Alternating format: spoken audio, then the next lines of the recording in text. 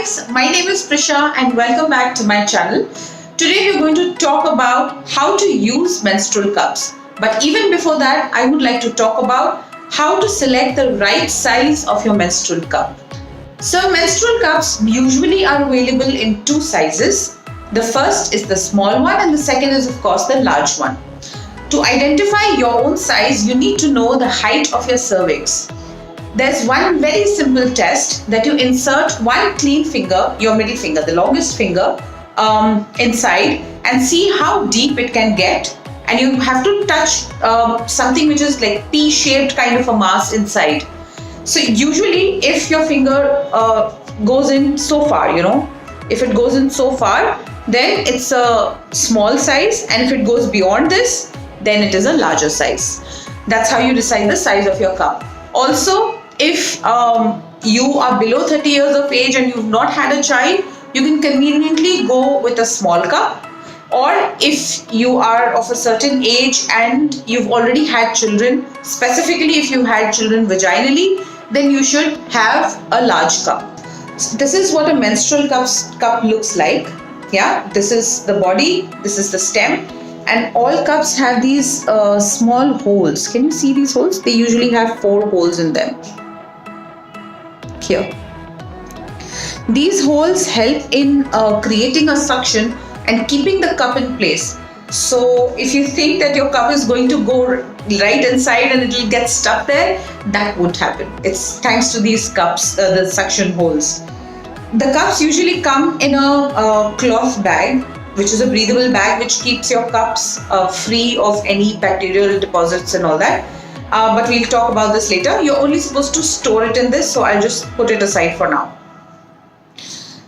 So when you're using a cup, the stem of this one, this is a True cup that I have. They have really very colorful cups and I'm actually in love with this new brand.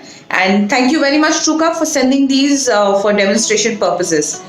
So I have this orange one from True Cup, and this stem is kind of long.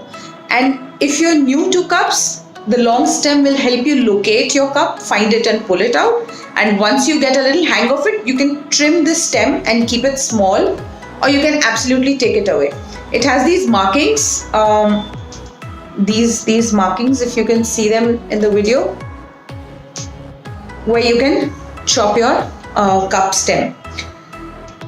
So yes, after you've taken the size of your cervix, you're supposed to insert it. To insert it, you cannot just go like that. You have to fold your cup.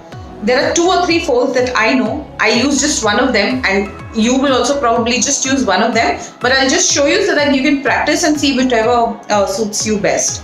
So one is the C fold. So you just press this in and keep the cup like that. So this is known as the C fold.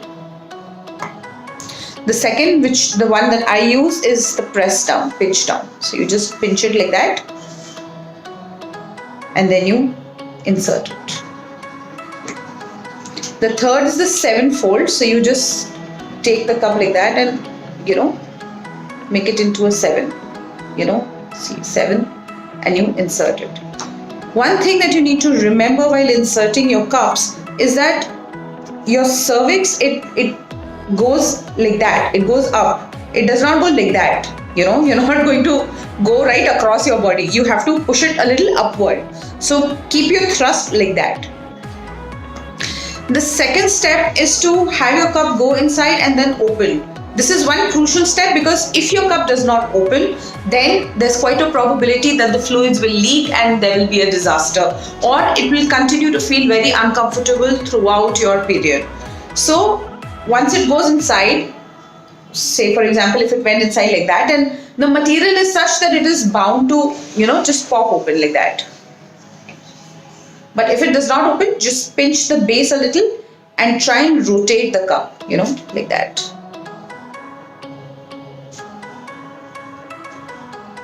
And it will open. Your first 1 or 2 days in your first cycle with a cup are going to be a little difficult for you to understand. After that, the cup will be the most convenient thing that you've ever had during your period. Your period will not remain a problem anymore. Now the third part is removal. So when you want to remove your cup, you simply locate the stem inside your body. You get to the base, you pinch it to release all the vacuum, and you just pull it out. Then you empty your contents, and then you rinse it into running water, preferably hot water. If you don't have it, you just rinse it with regular water and then fold and reinsert. When you're pulling out the cup, a lot of you wanted to know if the blood comes out on your hand. So no, your cervix, your internal organs, they are a tight space. They are not, they're not open mugs where you can just insert. So they are tight spaces. So when you're pulling it out, it just squeezes out and it comes out straight. So you just simply carry it straight and empty it. So it's not going to overflow on your hand and everything. That icky things won't happen. Yes, a little bit would stick probably to 1 or 2 fingers, and I think that's perfectly alright. It's your own body fluid, so it should not make you feel very icky. One of the questions on my previous post said that how long should the cup stay inside? Now the cup is okay if you keep it within you for 10 or 12 hours. Like an overnight thing is perfectly alright. Usually when I'm using the cup, I get a very heavy flow during the night. So just before I'm going to sleep, I empty and reinsert the cup. And when I wake up in the morning, I change the contents after I've sent the kids to school. So yeah, around 10-12 hours, the cup can hold and cup can stay inside. Even when, the 3rd day, 4th day, 5th day, whenever it is a very low flow period, that day you can just insert it in the morning and then you just vacate it at night. On days when your flow is kind of heavy, you will have to remove it and check a few times as to how many hours does it take for the cup to fill in. No, even if it is full, it will not overflow and ruin everything. That will not happen.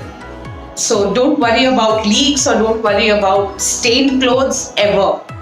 The best part is that with the cup, you can sleep in whatever position you like. Like I like to sleep just like that on my belly and I'm perfectly alright. There is no stress about your pad moving or your bedsheet ruining or your clothes ruining and waking up every morning with a disastrous scene in front of you. Nothing of that happens. In fact, I've worn brand new light colored innerwear during my period only to get the kick whether menstrual cups flow or overflow or not, and they didn't overflow. So you understand how much I trust these and why it is so convenient for everybody to trust them. After your period is over, you're supposed to put this in really hot boiling water and keep it there for a couple of minutes. You need to wash it with proper soap. Most cups come with their soap, or you can buy special menstrual cup washing soaps.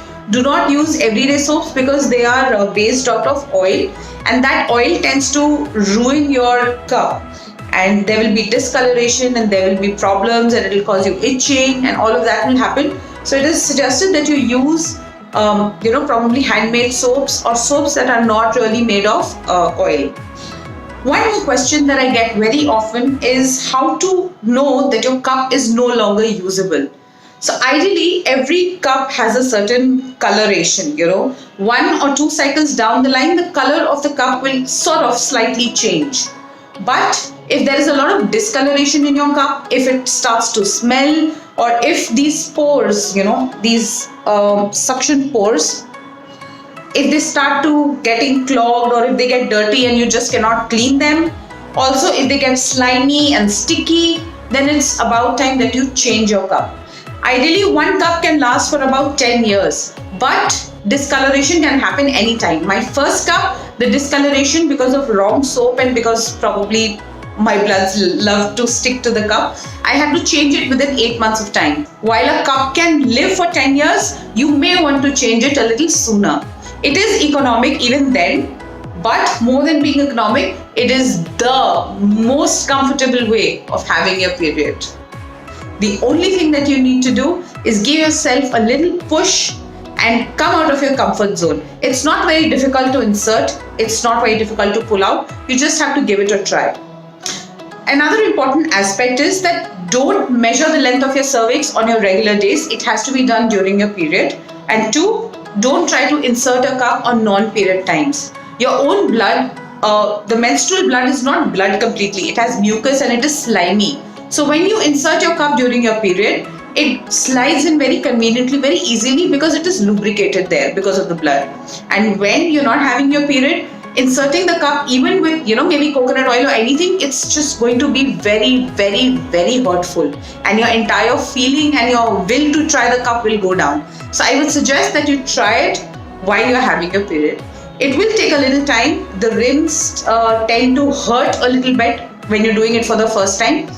But when you relax your body and try to calm down, relax your pelvic muscles and do it conveniently without being in a hurry, you will reach where you have to. And this is going to be a life changer. And if you take this step, you will come and thank me back later. I can guarantee that. So this is most about it. If you have any more apprehensions or any more questions, then definitely write them down in the comment section below, and I will cover all of those in upcoming videos. Thank you so much for watching. Stay tuned. See you later, alligator. Bye bye.